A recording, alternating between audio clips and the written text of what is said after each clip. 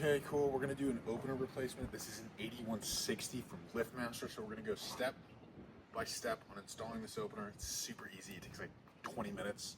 If it takes you longer than that, then you're doing something wrong, in my opinion. So what he has right now is a belt drive from Liftmaster, and it has something wrong with the circuit board. It doesn't want to go down, it doesn't want to go up. So we're just gonna go ahead and do a full replacement. So we're gonna be replacing the safety sensors at the bottom, the button on the wall over here, the head unit and the rail, and then we'll get them a new string too, matter of fact. All right, and we'll go put it together real quick.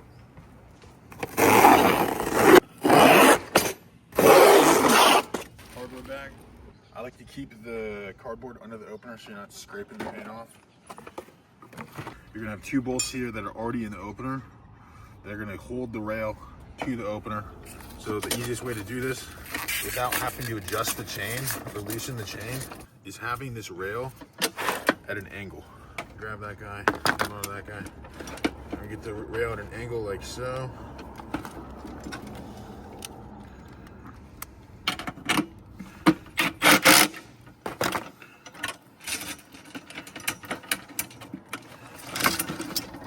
And boom, look at that. Okay, don't worry about it.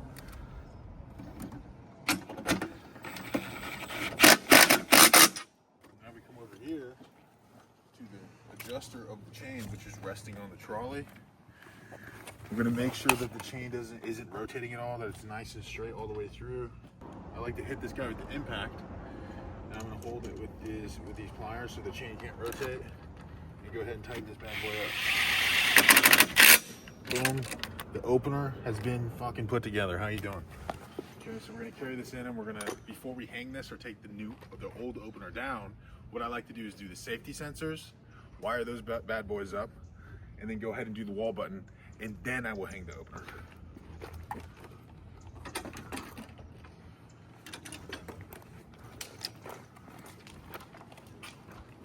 Okay, so for the safety sensors, they're pretty much the same as the last one. Take this bad boy off. Just cut that wire. It's a low voltage. Literally does not matter. It's not gonna shock you. We're just gonna splice this shit, bro.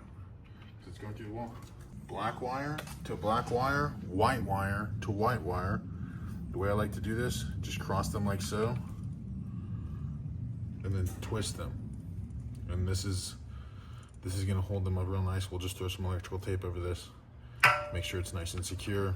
Make sure that it's not gonna short out at all, because if it shorts out, then you have an angry customer and you have to come back. And we don't like coming back, because when you're coming back for a callback, you're not gonna make any money. You're just wasting time. Okay, so you gotta make sure the first time. Very important. Put some electrical tape on that motherfucker right there. This is what's gonna hold the safety sensor on, that bolt right there. A finger nut right there, and then we're gonna replace the bracket too. You're gonna put it through the back side of the safety sensor. Now you're gonna take the bracket like so, boom, just like that. Take your finger nut thingamajig, boom. Now we're gonna take it at an angle like so, boom. That safety sensor has been installed. We're gonna throw a staple in this. Cool. Now we're gonna move on to the safety sensor on the other side. Once again, we're gonna black wire to black wire, white wire to white wire, bolt through the back, through the bracket, and you have a finger bolt there. And boom, we are going to angle it like so. Boom, that is installed. How you doing? Now it's time to do the wall button, which is equally, if not more easy, than doing the safety sensor. What do you need? A Phillips bit. Okay, a Phillips bit and an impact. How you doing? This specific opener, flip this tab up, first bolt or first screw is right here. Now you just gotta pull it up.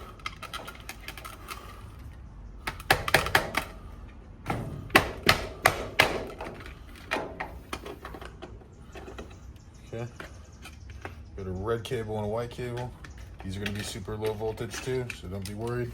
And see here, we're gonna slide that over the existing bolt.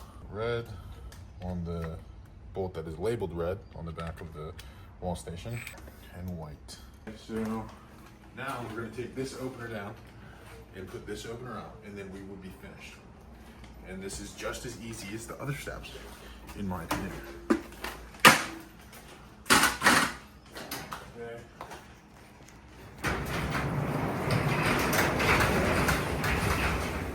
First thing I'm going to do is disconnect this J-arm and let it hang off of the door, because the J-arm never goes bad, so I'm not going to replace the J-arm ever, frankly, unless I really, really have to.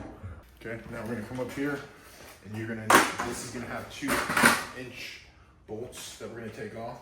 I'm going to unplug it first before I start taking it all the way down. We just plug these into the new op. It's actually the same setup. We'll show that when we get the new op up.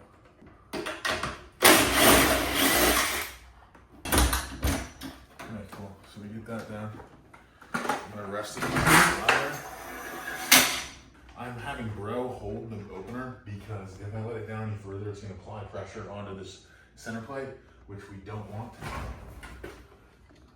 So real quick, 2 seconds.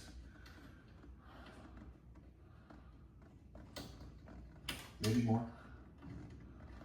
Oh, we got it moving. And over here is just a cotter pin. You just slide it out. Boom. Lift it up.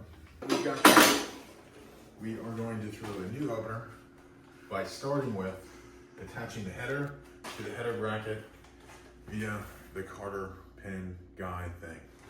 Okay, look at it, remember it, memorize it. You're gonna need it if you're doing this, okay? Now, in the case that you don't have 2 human beings, just take this bracket and raise it up so you get clearance from the angle of the rail against this. That's the only reason that he's holding the opener with me right now. Okay, boom. Now while I'm here, I'm just gonna attach this J-arm real quick so I don't have to come back over. Now that we got the opener up, 1/2-inch bolts, like so, with the locking piece. How you doing? And then the second one back. Ooh, it's getting a little bit spicy inside of this garage. We're sweating a little bit, but we're almost done. Okay,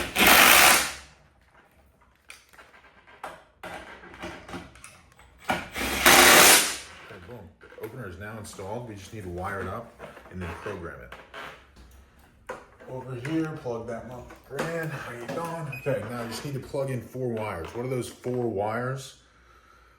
Those are going to be the wires for the safety sensors at the bottom of the door, which we spliced in, and the button on the wall. If you have a keypad or anything like that, 100% of the time it's going to be battery powered. I've actually never found a keypad in 10 years of doing this that is hardwired.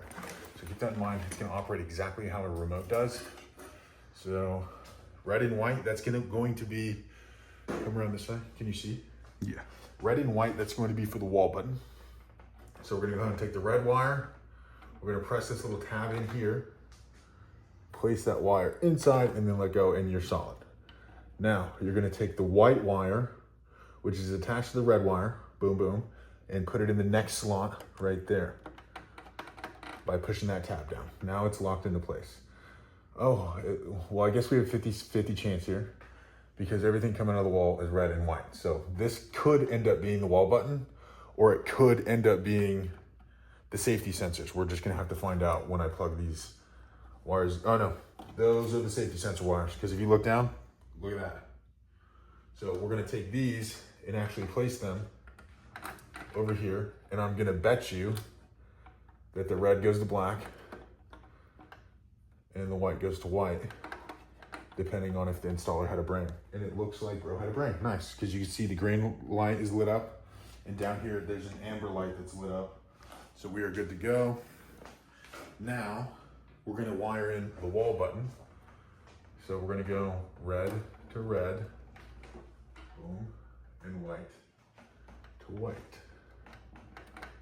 Now that we have that done, we're going to go ahead and place the emergency pull cord on the opener. And then we program the opener. Now you do not want to make this thing long, okay? You want to make it maybe like 5, 6, and like 8 inches. You know what I'm saying? So Make it about that long, about 6 inches long, because you do not want it to get caught on the top of a roof rack or a car, and then you're called out with an angry customer, okay? We do not like angry customers. We like happy customers. Okay, so just cover all your bases as you're going through this every time, and it's gonna save you a whole lot of bullshit. Now it's time to program the opener, make sure everything's working correctly, and then we're good to go. So we're gonna come to the back here, and the first thing to do when you're gonna program the opener is you're gonna go ahead and hold this rectangle button. Boom, and that arrow will start to flash. Now you're going to hold that arrow until the door reaches the up position, which I like to make flush with the actual opening. We